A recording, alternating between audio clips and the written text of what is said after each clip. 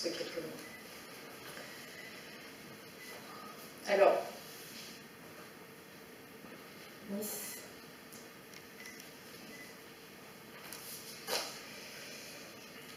Nice. Terreur globale ou répétition? Nice a été touchée par un odieux attentat. Aveuglément, des enfants, des femmes et des hommes ont été tués alors qu'ils venaient de célébrer le 14 juillet 2016 avec l'ensemble du pays.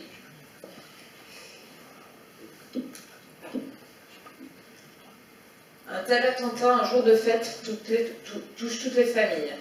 L'innocence, la vocation au bonheur de chaque homme, de chaque femme et de chaque enfant. Merci. Mais plus encore, le jour de la fête nationale de notre pays, il atteint les valeurs de liberté, d'égalité et de fraternité qui sont les socles de notre vivre ensemble. Je cède dès à présent la parole à Dimitri de Kochko.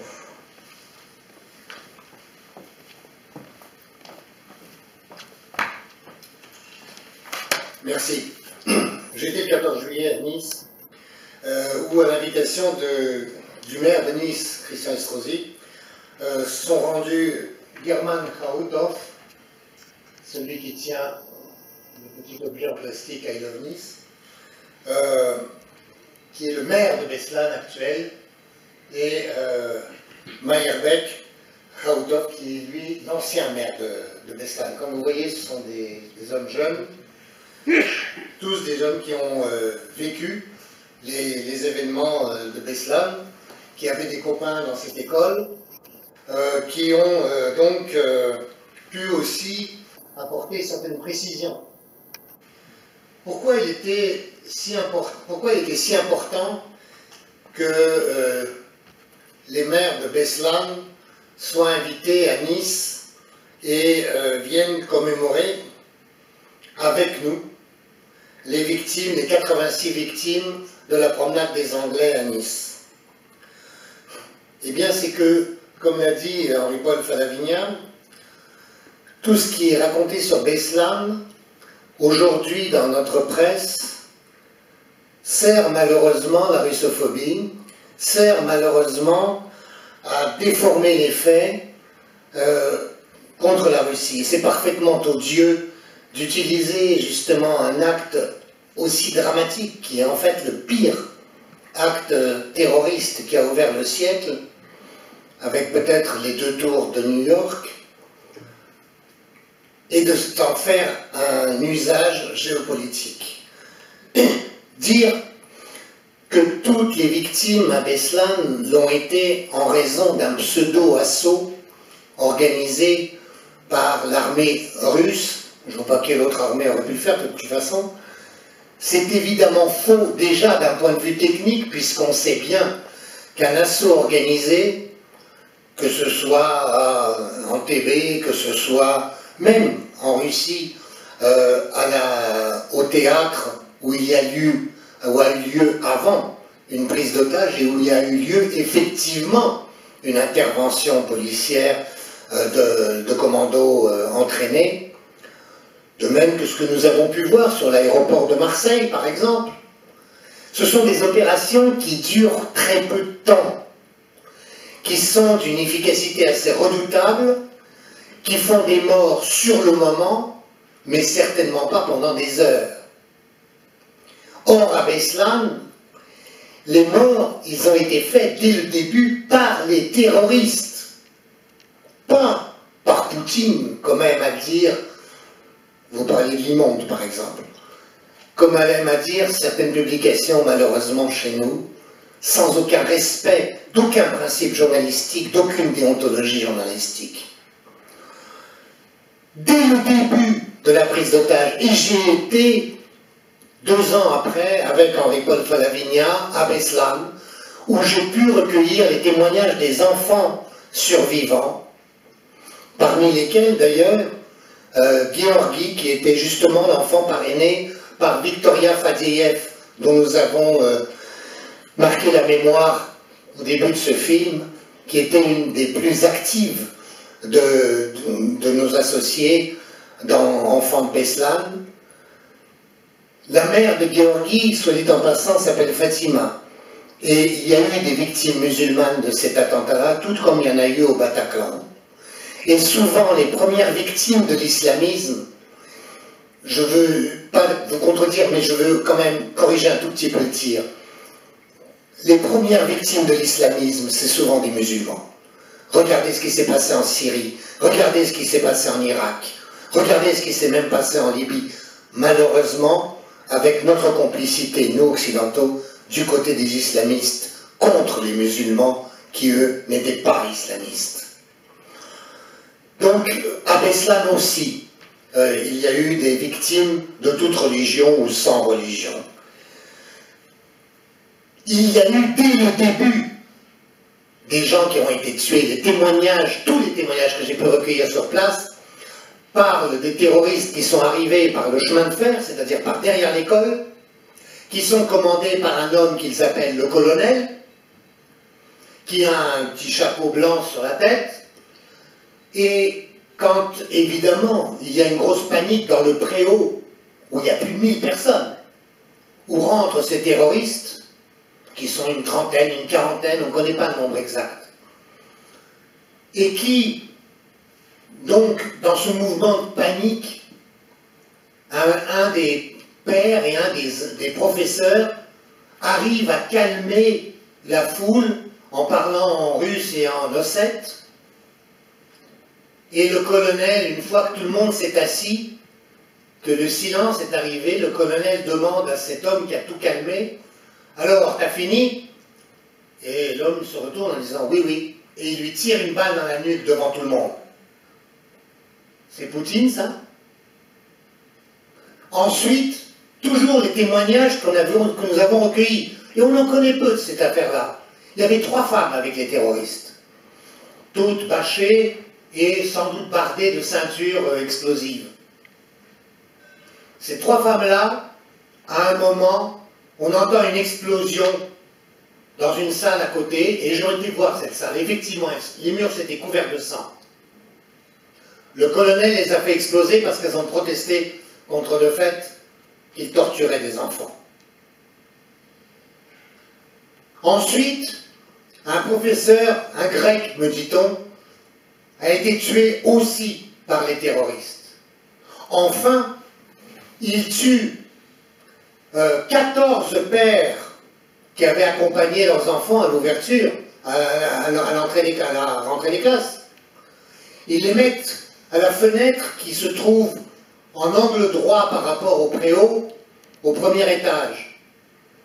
Ils les tuent de sang-froid et précipitent leurs cadavres devant les fenêtres où tous les enfants sont assis, et ces cadavres sont là à se décomposer à la chaleur.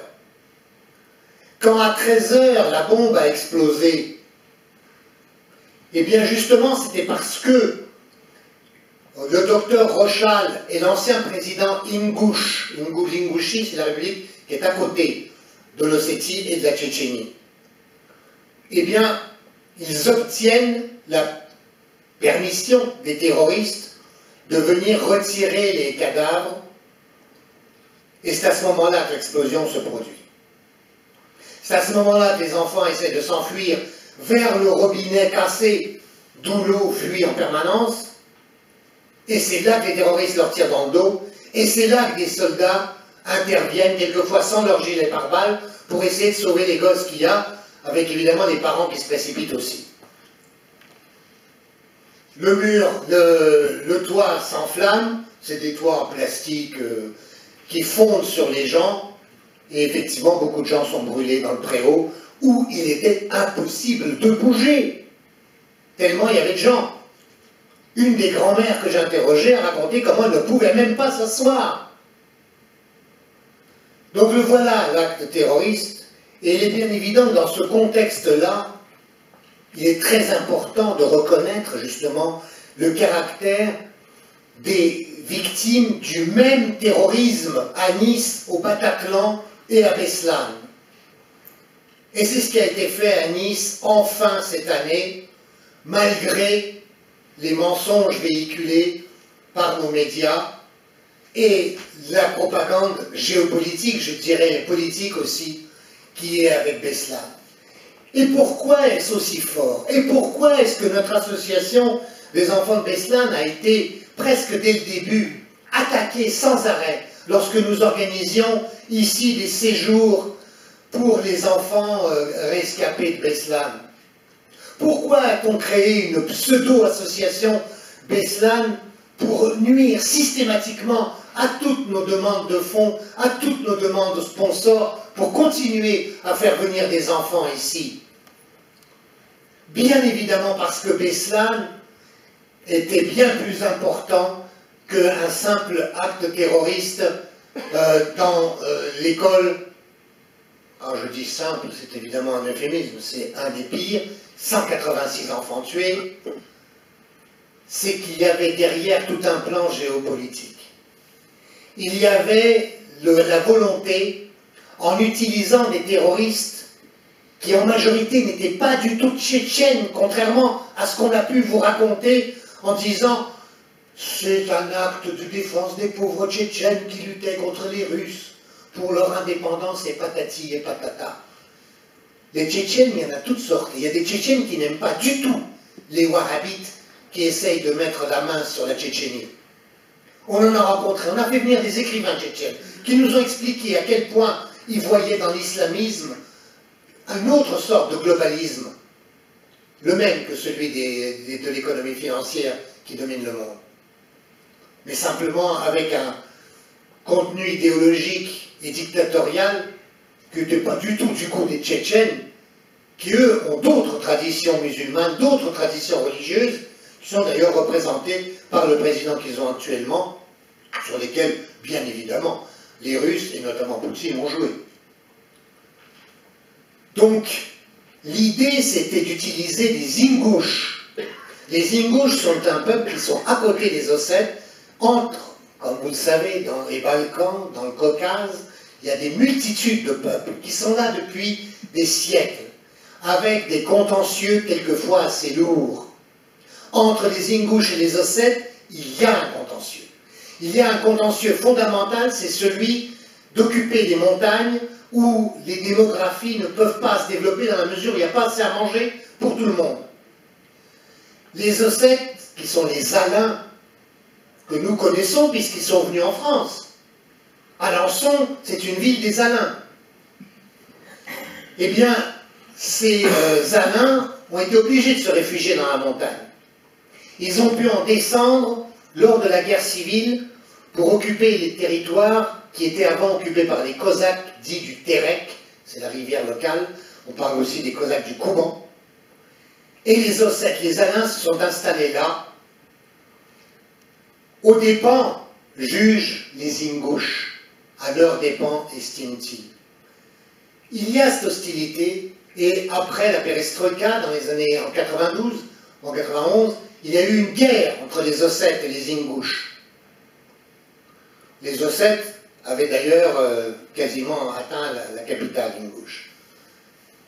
C'était réveiller cette haine-là qui était le but de Beslan, de façon à ce que tout le Caucase soit à feu et à sang, de façon à pouvoir introduire une force internationale ou des forces internationales dans le Caucase, et après, bien évidemment, arriver à morceler le Caucase en différents pays, et arriver à entrer là aussi dans un ventre mou dans la Russie, ce qui s'est fait ensuite avec l'Ukraine.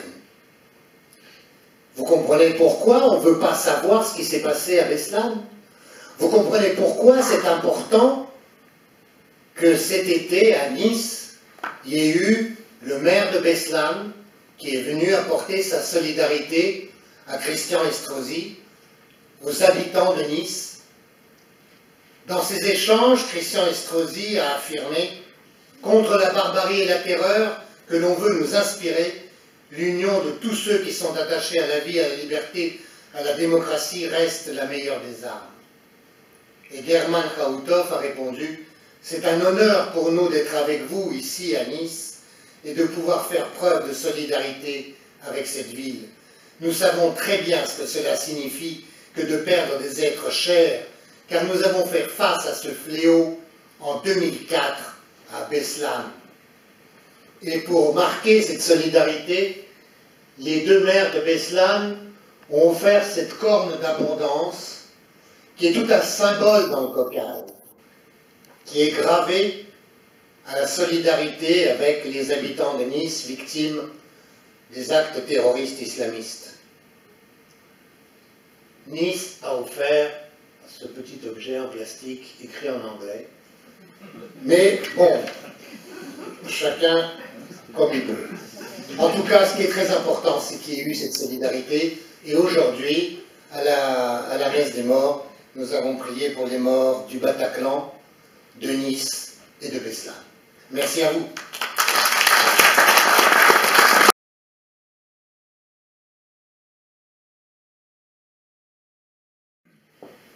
Le meurtre des civils et des enfants a été une tragédie et un choc pour toute la Russie et l'Europe.